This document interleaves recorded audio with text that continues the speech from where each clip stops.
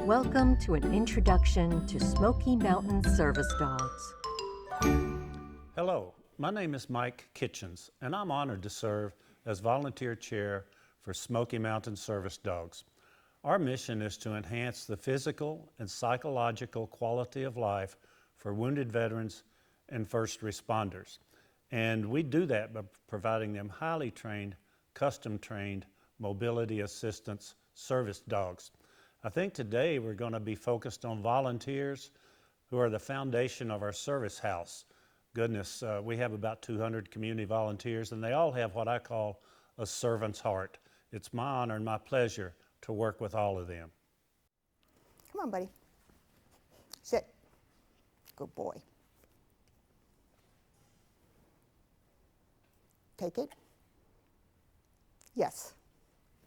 Good. I'll do it again and see if you can get a little bit more time on it.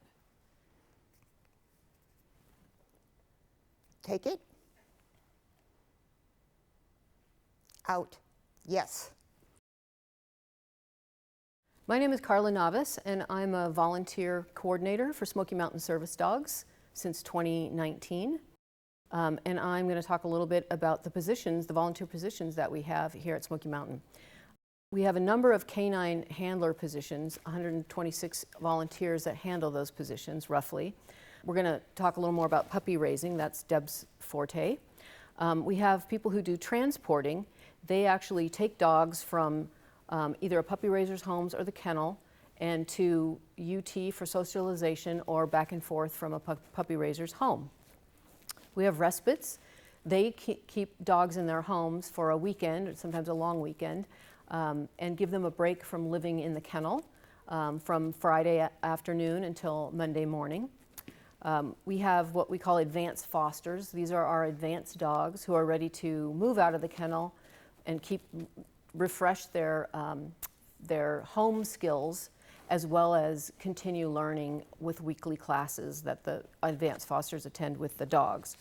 We have several non-canine handler positions, community events, and hopefully volunteer for what we do at Smoky Mountain Service Dogs.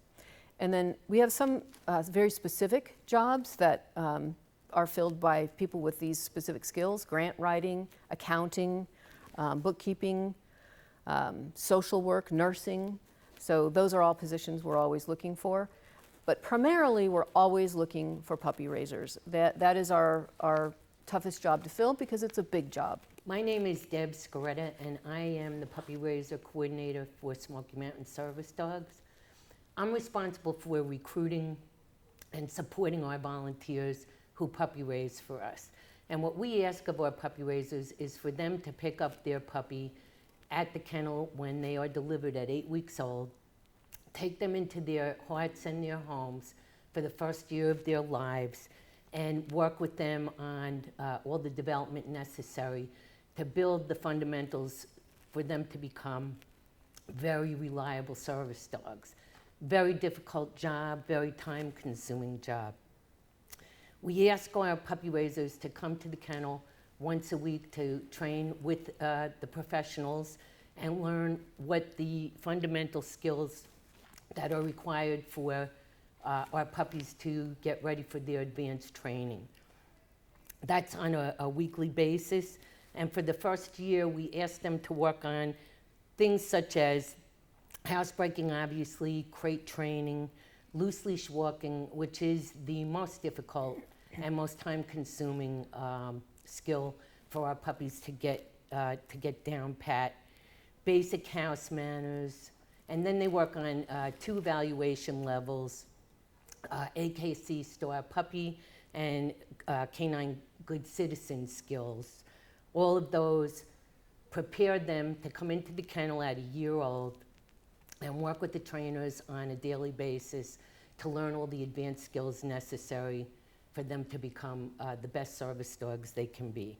One of the things we like our puppy raisers to understand is that we really do provide everything they need on this journey, from food to medical care, extensive and comprehensive professional training. We provide crates, we provide toys, their service vests, treat pouches, literally everything they need, so you don't come out of pocket for anything. The other thing is important is that we have, given what we know about other service dog organizations, we have more support provided to our volunteers than any that we're aware of. We have puppy transporters who will pick up the puppy at the puppy raiser's home and bring them to the kennel for classes, to take them to UT for their on-campus socializing. We have respite providers, as Carla mentioned, who will take the puppies if you need a break or if you need to go away or on vacation. We have 24-hour trainer support. We have advanced foster partners who will work with you in an advanced dog to help expedite what the puppies are going to learn with a reliable partner.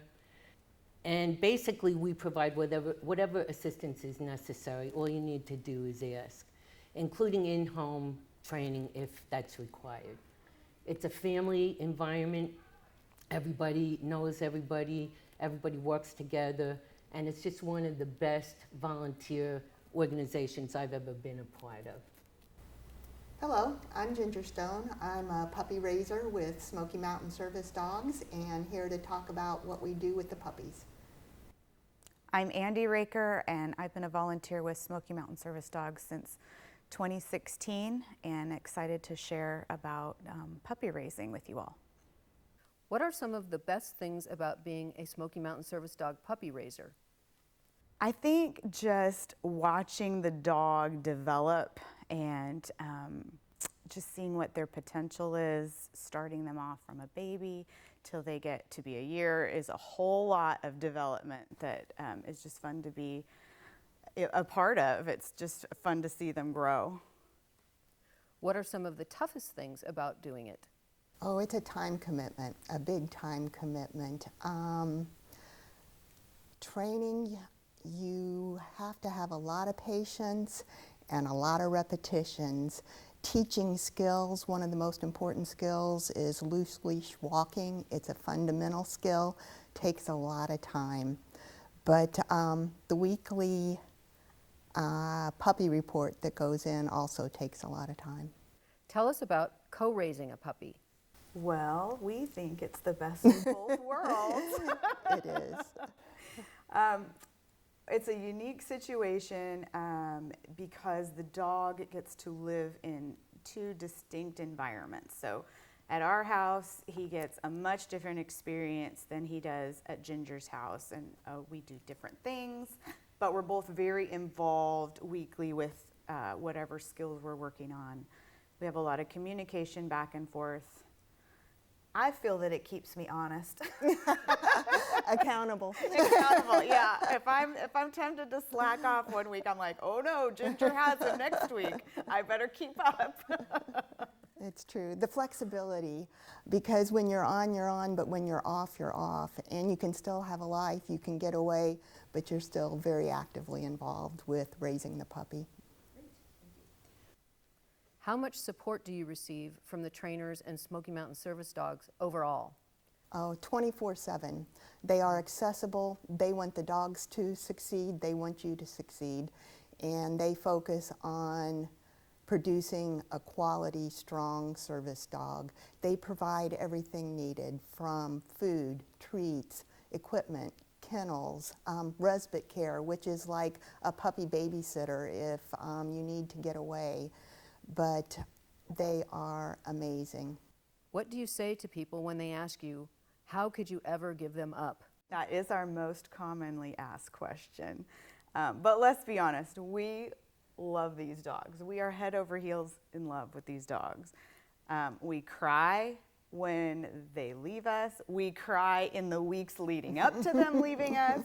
We bond very tightly with these dogs because we're working with them day in and day out. But ultimately, we have such a love and respect for our military, and we are trying to help Smoky Mountain Service Dogs turn out a quality mobility assistance dog, and that's our end goal. A little bit of heartache is minuscule compared to what our servicemen and women have sacrificed for their country. So I think for the end goal, that makes it worth it.